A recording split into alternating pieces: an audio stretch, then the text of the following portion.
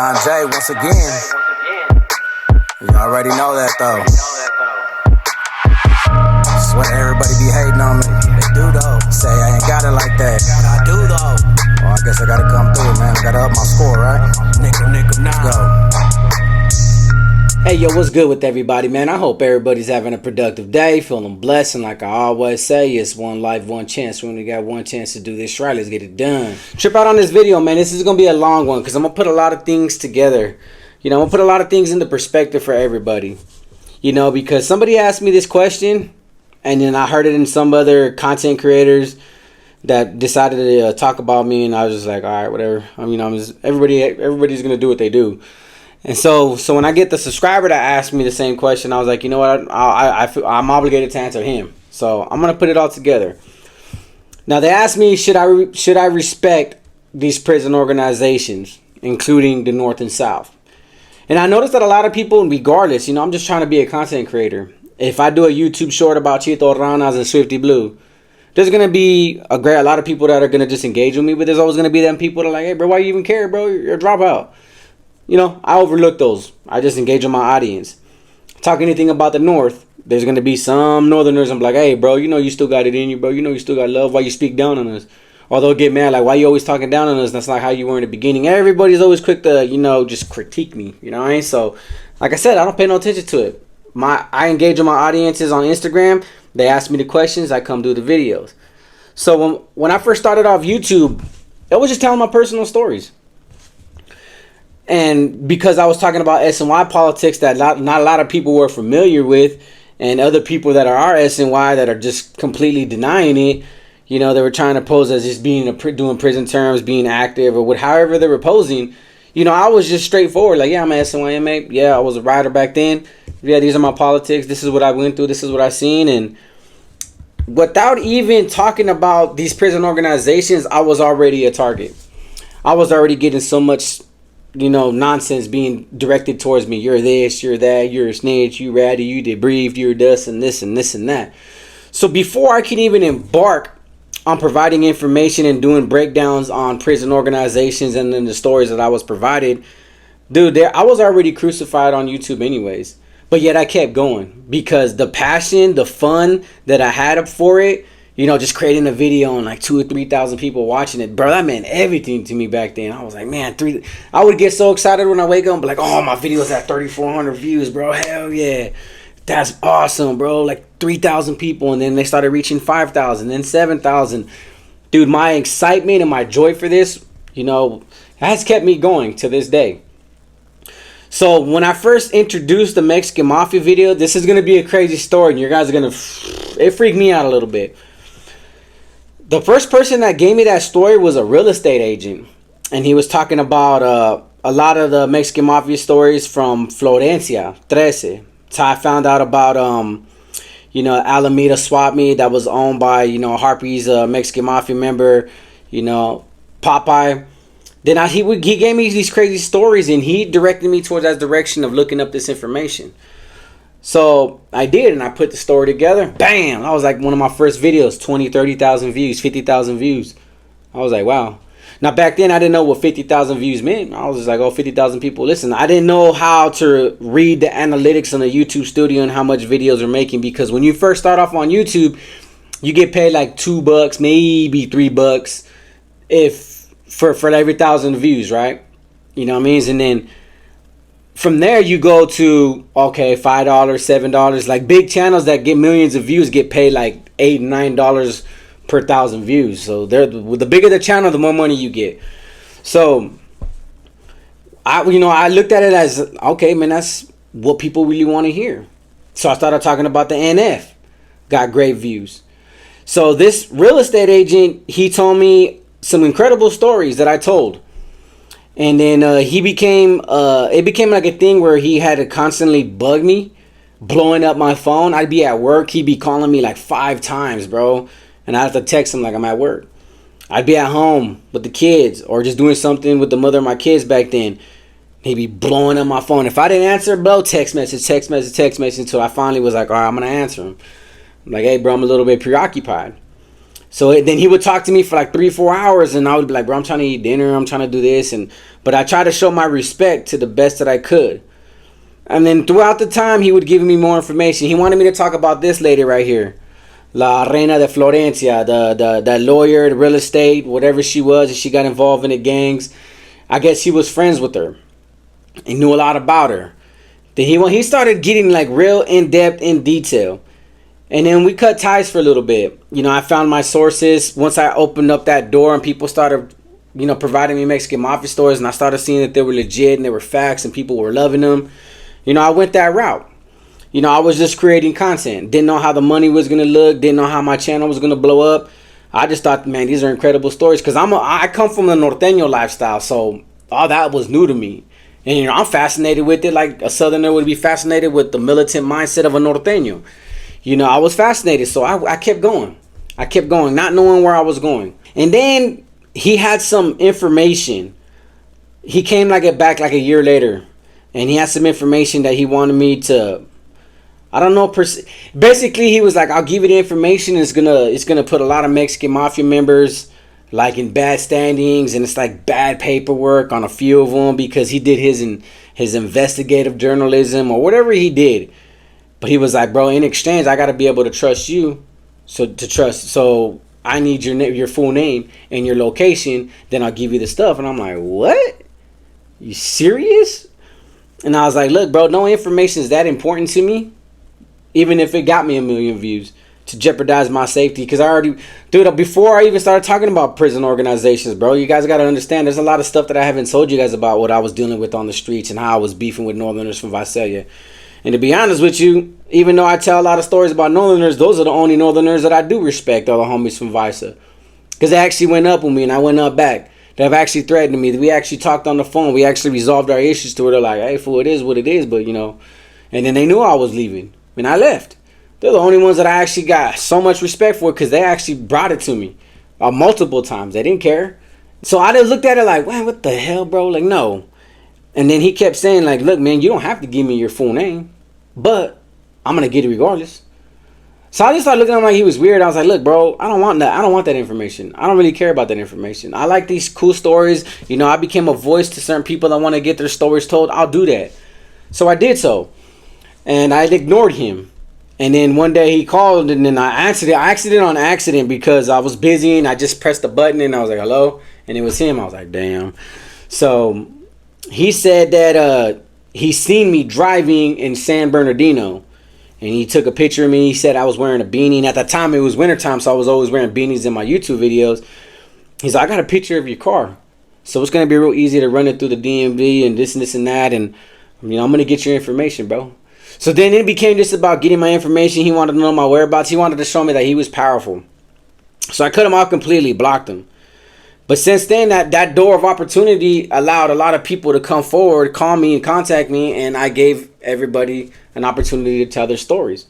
And you guys liked it. Everybody liked it. Despite that, people didn't like that I was talking about it. People tuned in because they just wanted to hear the politics. People tuned in when I talked about norteño politics. Like, "Hey, man, I got a story." And that's how my channel took off the past maybe year. You know, it has its days where I'm going to have all these stories and I'm going to have days where I don't have these stories. So I have to resort to, you know, answering my subscribers' questions, telling my personal stories, becoming creative and innovating in my own topics to just have a channel, to have a public platform to talk about. That's how it all came about. Then the dude started threatening me all over YouTube in the comment section saying he's going to do this and leak my location. I was like, "Bro, go ahead, bro. If that's what you want to do, and that's how you want to spend the rest of your life, bro, is trying to locate me, go ahead, bro. I'm not really worried about it. And I know how I'm secure, so I'm not really tripping on that." You know, it became a headache, but everybody was like, you know, you should have been respecting the organizations. Maybe nobody would be looking for you. Bro, most of the information that I've said has been information that's already been made public. I just re-elaborated on it in better details. And maybe I did hit a gold mine where people were like giving me all these crazy stories and these stories have never been heard. But once I started doing it, other people started doing it. And you guys became so fascinated with the content. As content creators, I thought we were here to create content. Not come to YouTube and make up lies and fairy tales and have 10,000 stories about God knows what and God knows when and nobody can verify. That's not cool. Even my own personal stories have been verified by subscribers that were in prison with me, that knew me on the streets, or that are still in prison with a thing. Like, yeah, bro, I was there for that. Facts. I'm doing my best here, trying to remain, not only transparent, relevant, real, honest, without faking the funk, trying to fake it till I make it. So I became a big target anyways. And I think I would have became that. I was that target before. I just made the target a little bit bigger. Could have did the same route like Savage Studios did. Said F this, F that, F that. I mean, trust me, I have my moments. I have my moments when every day on TikTok, and I post them on my Instagram stories just so people can laugh at it, just to show them how it happens to me every day.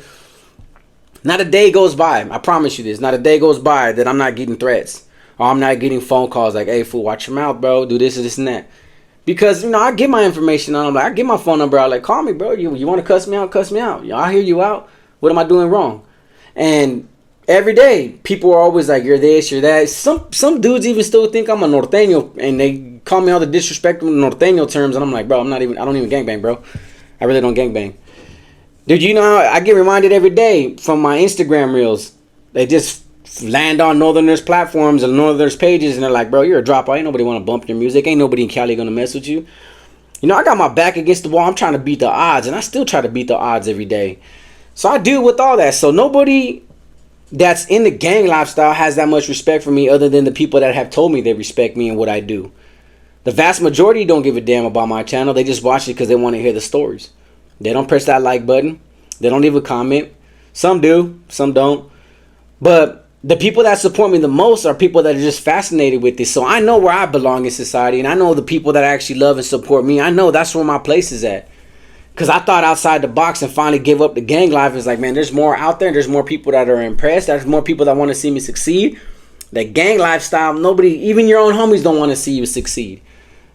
They're going to find reasons to take you down. They're going to find reasons to smut you up. That's what that gang life is all about. Bad politics. They're going to politic on each other anyways. The moment you become successful, somebody's going to be right there trying to kick the ladder right from underneath your feet. So either way, they said, should I be respecting them? Why should I respect these organizations? For one, I got done dirty on both sides. But most importantly, like, I can't continue to shift blame on them. Oh, they did me dirty. Booked me in a cell. Booked me on the tier. Bad politics. Investigating me when I was doing the same thing. So, you know what? I take responsibility for my own actions. Ryder, same thing. I was bad politicking on the SNY side. Snoop found a way to bad politic on me. Hey, he won. The best man wins when it comes to prison politics and gang politics. It's all how you politic. But it put me in one of the greatest positions in my life. I'm a dad, father, hard worker. I'm ambitious out here. I'm the way I'm living life right now, bro. It's incredible. The things that I get to do without really having to worry. And I don't have to worry about going back to jail. That's the best part about it, is I don't have to worry about going back to jail because I'm not committing crimes. I'm on a straight, narrow path to success. And that's important to me. So for the people that say you should be respecting these gangs and not disrespecting them, if you talk about them, it's a form of disrespect. Plain and simple. That's how they're going to take it. If you're not part of the lifestyle and you're a content creator, you're disrespecting them anyways. They're going to knock you down anyways, regardless if you show them any amount of respect. But you're asking me to show respect to organizations now that I figured out my passion and how I want to be a public speaker and what I want to voice my opinion on and how powerful I want my voice to become in regards to anti-gang politics. You're asking me to respect organizations that have no respect for nobody else, not even their own. So why should I? When is all these gang members going to stop and sit there and think and be like, man, I'm over here doing my best to earn the respect of my neighborhood, earn the respect of the streets, earn the respect in county jail, earn the respect on a prison yard, earn the respect of a big homie who has nothing else going for him. He doesn't want your respect. He wants your money. He wants your loyalty. Bro, he probably wants you to cut off your big toe for him, bro, just so he can satisfy his urges. They don't want your respect. But yet you're going to go through life trying to earn another man's respect. You know what I do respect? All the men that I got to meet out here, hardworking, good men that are actually buying homes for their wife and kids, that are building decks in the back of their yard right around their pools so their kids can go have fun, or building pools in their houses. You know what I respect? All the men that are in construction or in union jobs doing 12-hour shifts in the hot sun right now, paying the bills, doing everything legit. You know what I respect? When I go to like Burlington or I go to the mall and I see a father with his family And all the kids got to do is say, I want this, I want that, I want that. And he's putting it in the basket and he's running that credit card up and he's buying his kids whatever they want. I respect dads that are actually present in their kids' lives. So there's a lot more that we can respect, but we're too busy trying to figure out why I'm not respecting a prison organization, why they should be respected. Why? Because all they've ever been known to do is pull triggers and kill people that are on green light, or kill people over dope, or kill people over street signs, or kill people in prison because they don't listen to them. If that's your definition of respecting the organization, bro, then I don't have to respect no organization because I don't stand on that no more. You know, forgive me for changing my ways. Forgive me for actually growing up and thinking and trying to do something different in my life and finally doing something right and positive for a change. So I don't have to respect it. Now, I'm not going to sit here and blatantly just say F them and F them and F this. No, I'm just speaking my mind because I can. I speak my truth. I speak how I feel. I share my perspectives because everybody's going to share theirs. They agree with me or they disagree with me, bro. They're entitled to that. And they leave it in the comment section. And I appreciate it no matter what. But when our gang members that praise these guys that are highly or temporarily influenced by these outside factors going to stop and realize, like, man, where's your self-respect at? Because I didn't have self-respect for a very long time, not until recently. And you know what? As embarrassing as it sounds, it's cool that I got betrayed by both sides because I got to learn about both sides. And I got to share my experiences and my ways of thinking about both sides all over YouTube. And it's helping me with the bag. It's helping me with my influence. It's helping me get places. It's helping me open up doors for opportunities. My time's going to come. And haters are going to hate me more when that opportunities open up to me and I take it and I run with it and I'm bigger than what I am today. Because I'm going to go for it wholeheartedly, full-fledged when that does happen. But when you've been through what I've been through, you start to learn about yourself. Damn, I was an idiot for this. Damn, I was an idiot for doing that. Damn, I was an idiot for looking up to this guy and working for this guy and then working for that guy. Damn, I was an idiot for actually, doing this to the homie and doing that to the homie when we could have did something different. I've been able to take the time and think about the mistakes that I've made and how I could have done them different. But at the end of the day, you can waste money all day because you can get it back. You can go to work, sell a sack, side hustle, small business. But once you waste time, you can't get it back. So I can't change nothing about the past. But what I can change is myself and my self-respect. So as much as everybody wants me to respect all these organizations and to stop talking about them or stop, talking down on them, bro, they are who they are. If it ain't me, it's going to be somebody else talking about them. It could be somebody that's never even been to prison, that's just a true crime journalist and just makes a video about it and just puts them in a bad limelight. They put themselves in that position to be talked about the way I have and the way others have. So it's not me doing the damage to them. They did the damage to themselves. I'm just sharing the stories with the public. But having self-respect is finally understanding and prioritizing your self-worth. You want to throw your life away for another man or a prison organization or a street sign or a neighborhood of only 50 dudes? Then by all means, that's your self-respect. If that's your decision and you're happy with it, go ahead and be happy with it. But I finally learned my self-respect. I finally learned that I don't need to stand up for a gang or be part of a gang anymore. It's just ridiculous. Because as fascinating as it is to make this kind of content and put these kind of stories out there, bro, there's millions of people that are watching this content like, glad I didn't grow up to be a stupid gang member. Yeah, go ahead and sit in that cell, bud. I'm eating good turkey for Thanksgiving with my babies while you're sitting there eating a noodle with some refried beans in it. There's people that like these kind of stories. But do they want to be part of these stories? Hell no. They were smart enough to make the decision not to become a gang member. And that's all I'm trying to do when I talk about these prison organizations. I'm just showing everybody that's still part of this lifestyle, open your eyes, bro. Stop being blind to the fact that it does happen. And it's probably happened to your homies.